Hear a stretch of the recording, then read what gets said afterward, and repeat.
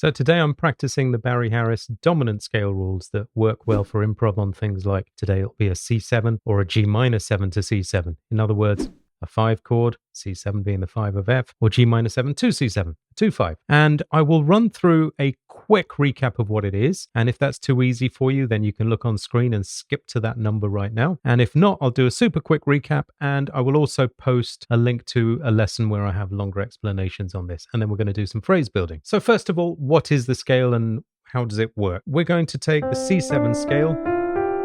It's like C major with a flat 7. Notice when I ascend, with chord notes on the beat in eighth notes, I end up with a C7. If I do the same descending from C, I don't.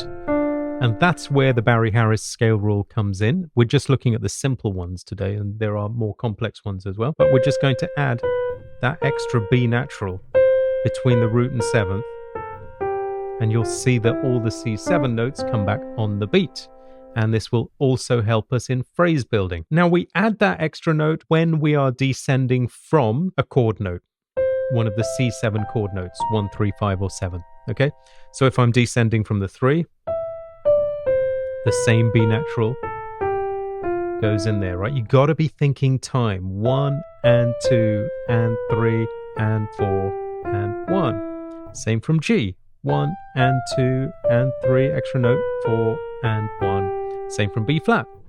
1 and 2 and 3 and 4 and 1. From any of the other notes, we don't need to add because we'll end up with the same number of notes. For example, 1 and 2 and 3 and 4 and 1. Add the extra note. If I go from the second degree of the scale, don't need it. 1 and 2 and 3 and 4 and 1. We landed on an important beat, on an important note. That's how the rules work. As I said, I'll post a link to a video in the description if you need more help with that. But for now, let's get into some phrase building. So let's build, say, 4 phrases in this lesson, and we can see just how I put those things together, and I'll explain them as we go. It's all about components for me, and I think people don't think in components. When I show them a phrase, they'll often just try and grab the notes rather than think, how did he build it? So things like going up a chord. Now, if this is the C7 scale, these are the chords. They can be 4-note chords, so I'll break them up. They could be 3-note chords, right? But know these sorts of things. They're so useful in improv. So I'm going to take the one that falls on the 5th, which is a G minor 7 anyway, because we're going to be playing some G minor 7 to C7 phrases, 2-5. This scale works over a 2-5. So let's have...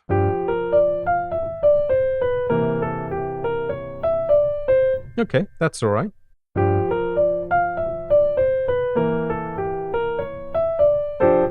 Let me just write that in so I don't forget and I can show you. For me, the playing is first. The writing and reading of it is second. Okay, so there are our components. We're going up the chord there, down the scale. There's our extra note. Keep going down the scale. And then that's a diminished chord that goes with C7. And we have a push at the end. I will explain that. If you're enjoying this, would you please do me a quick favor? Just hit the like button, subscribe to the channel, hit the notification bell so you know when I upload new content. And if you've got something good to say, leave a positive comment. All these things are helping to push these videos out to more people. And if it's time to level up your improv, then come and see us on Jazz Skills. More about that at the end. For now, let's get back into it. Now that one has a push. The last note really belongs to the F major. So I actually push the F major early when I play these. So if it was really written strictly, it would be like that. Yep. But that's not how we write things. We still leave it there. So it would be like this. 1, 2, 3, and 4, and 1, and 2, and 3, and 4, and...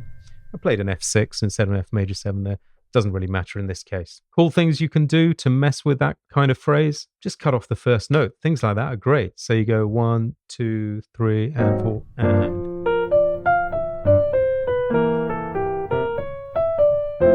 See how things start to swing as soon as you get off that first beat. I really like stuff like that. Okay, I'll put that back in for now. Let's do another phrase. And you'll notice that I'm keeping 1 chord per bar for now.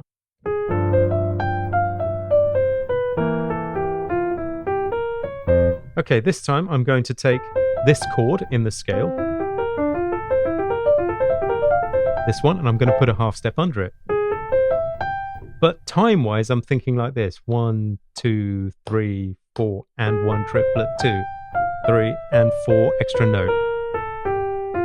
And when I get to the third of C7, up that same diminished. Last time we had it there, this time it's here. And there will be our extra note. Let me write it in, and then we can talk about it more. So there it is. And you can see deliberately trying not to begin everything right on the on beat all the time. 1, 2, 3, 4, and 1 triplet, 2, 4, and 1, and 2, and 3, and 4, and 1. People don't count when they're building phrases and they go too quickly. So do this stuff slower when you're building your own phrases. So let's just go over the components. We've got the half step under the chord phrase, down the scale, extra note. Now, where do we take the extra note from? Always on a chord note that falls on the beat, and if it doesn't, then we don't add. Let me say that better. So in this case, and 1 triplet, 2, and 3. Now, it could have been 2 from there, that's on a beat, and 3, and 4 could have been there as well. Any of these. You could take it from the last one just before the bar line change. So right here, C, B is the extra note, lands us on a B flat for C7. You can think of that in all those sorts of ways, as long as you're taking a rule from the chord notes, okay? Or non-chord notes, whichever fall on the beat. Okay, next phrase. Let's do something a bit different.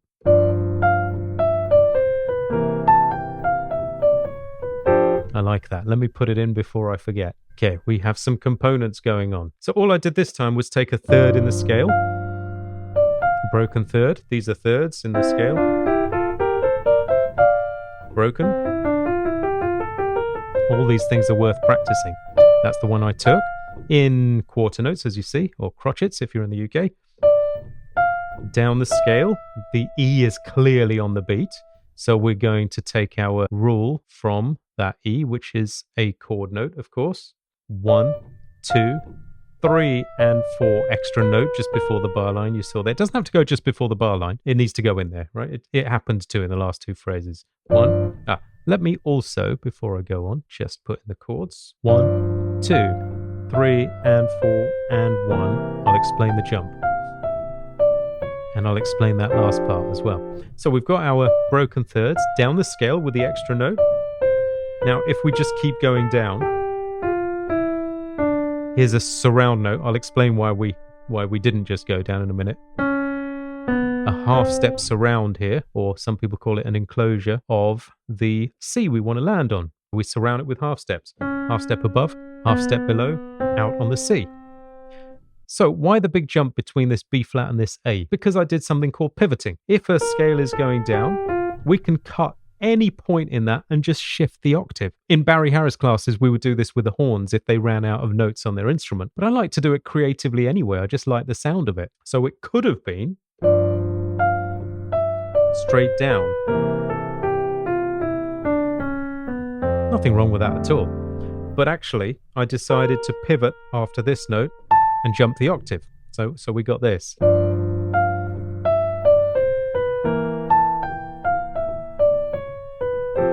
In the not pivot, the enclosure at the end. Again, I would experiment with doing things like cutting off the first note. So it'd be like this: 1, 2, 3, 4, 1. Okay, that kind of thing. Let me undo that for now. Okay, one more phrase. Okay, a simple one where we don't need the extra note. So I'm going to do this: 1, 2, and 3, and 4, and 1, and 2, and 3, 4, and... Let me write it out and explain it. Okay, so we decided to begin on the second beat. 1, 2, and... Well, we can already see a non-chord note is on that beat. So when you have a non-chord note on the beat, you don't need to add that extra beat. So you see I went straight down the scale. 1, 2, and 3, and 4. Up the same diminished we've been working with. Still an enclosure or surround, half step surround. I held it longer. 1, and 2, and 3, 4, and... But it's still an enclosure of that C. And remember, we were talking about pushing. That note could live in the next bar. It really belongs to the next chord. So I pushed the chord early. 1, 2, and 3, even though it's not written like that. 1, 2, and 3, and 4, and 1, and 2 and 3, 4 and. The F major goes on the and. And that's how you start building phrases with this stuff. Take it slow, be patient with it, take components, glue them together and see what comes of it. If you'd like to level up your improvisation, then come and see us on Jazz Skills, where we'll get you ready for that skills-wise in the first place, even if you're getting solid at the language. We will look at voicings, improvisation, Barry Harris type chord movements, accompanying, all kinds of things. A vibrant community and help from me as well. Hope to see you there. Thanks for watching.